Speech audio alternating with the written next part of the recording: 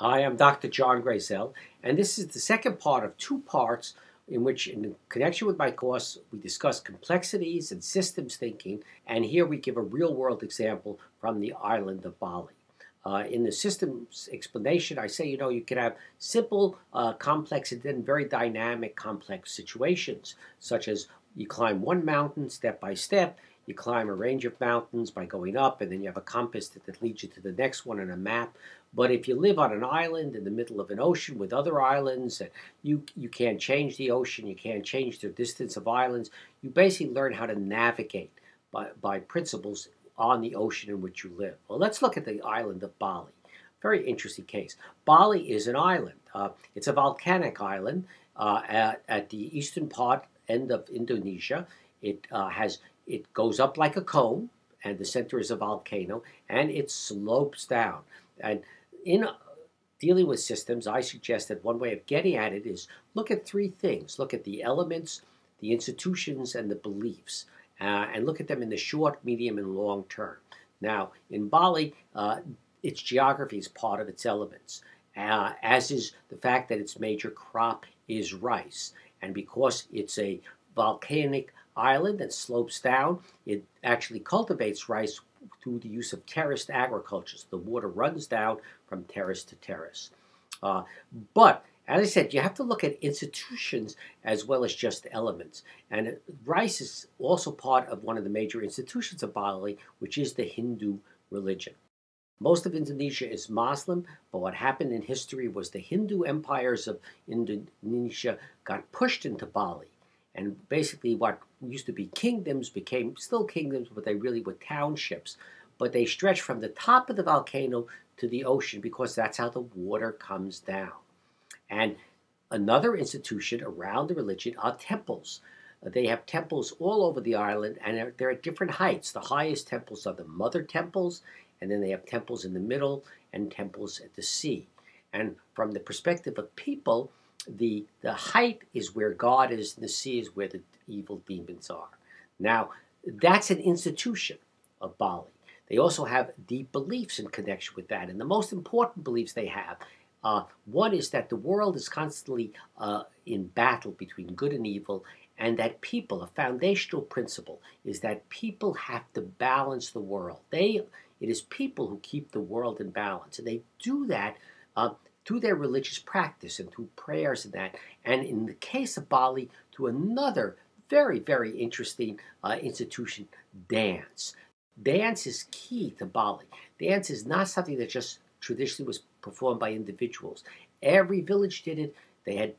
You not only had the dancer, you also had the orchestra and the people themselves. They didn't only watch the dance, they actually participated with their fingers mimicking the dance. And as we'll see, it's an institution that actually socialized children from a very early age to be in harmony with each other, be in harmony with your surroundings. And therefore, it is one of the reasons Balinese are so susceptible to what is happening around them. Now, the reason it's a very complex system is that you have the irrigation waters have to be very systematically released at different times.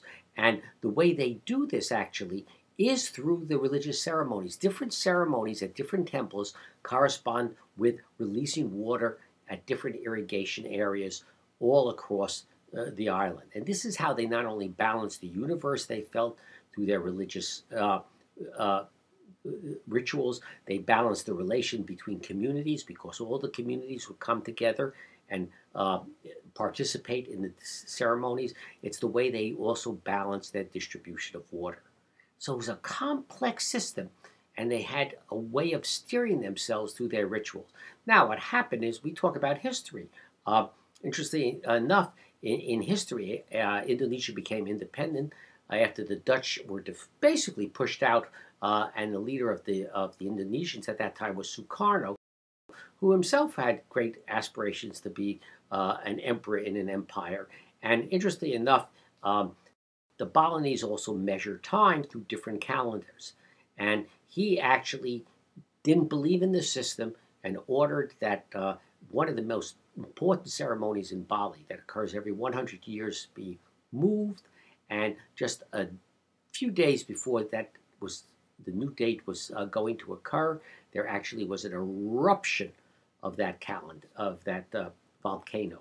So that's an interesting example, either of whether you're wrong when you don't give credit to people's traditional beliefs, or whether just coincidence very often it determines whether we keep tradition or not.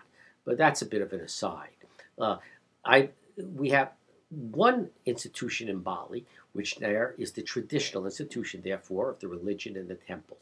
Now let me tell you about another one, the Asian Development Bank. It has its elements. It has money, and it has programs and technicians, and they came into Bali, and what they decided was that they could make miracle rice, fast-growing rice, uh, the staple, and therefore increase productivity. But to do this, they wanted everybody to systematize when they planted.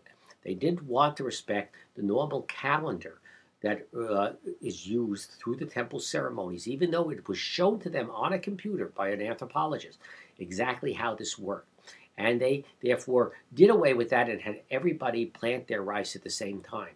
And what happened was, so there are the elements, their money, their technology, and the institution of the Asian Development Bank versus the Balinese institution of religion.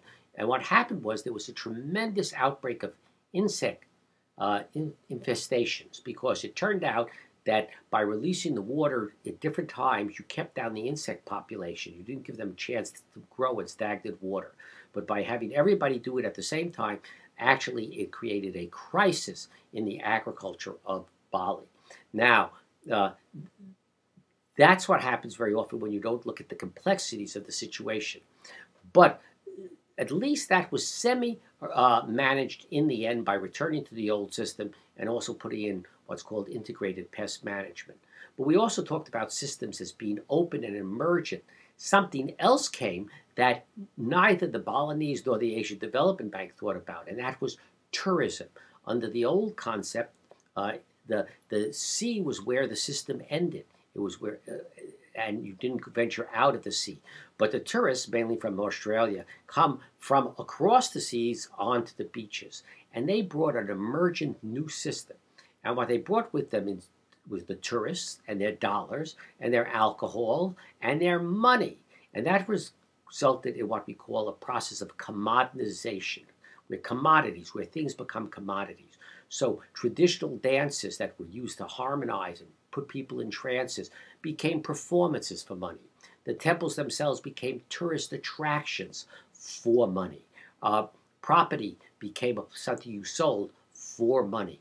And this dramatically began to affect the harmony of the system of traditional Bali. And what eventually happened is the tourists became part of a greater system. They brought Bali out of its limitations and made it part of the world system, and what came was terrorism.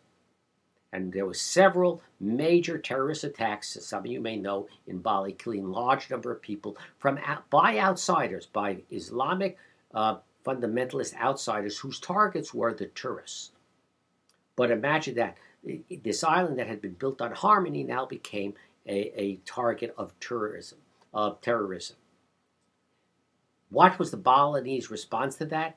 The Balinese response actually was to hold new ceremonies to try to rebalance the society, seeing terrorism itself as a representation of the world being out of balance.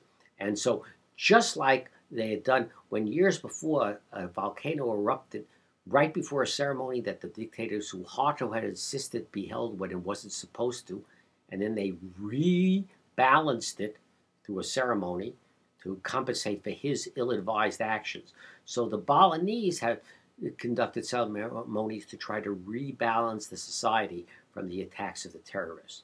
But in all cases, what we see is a very complex society that was managed to the detail by a very specific series of institutions, dance and religion being the most important. Wonderful as well as fascinating example.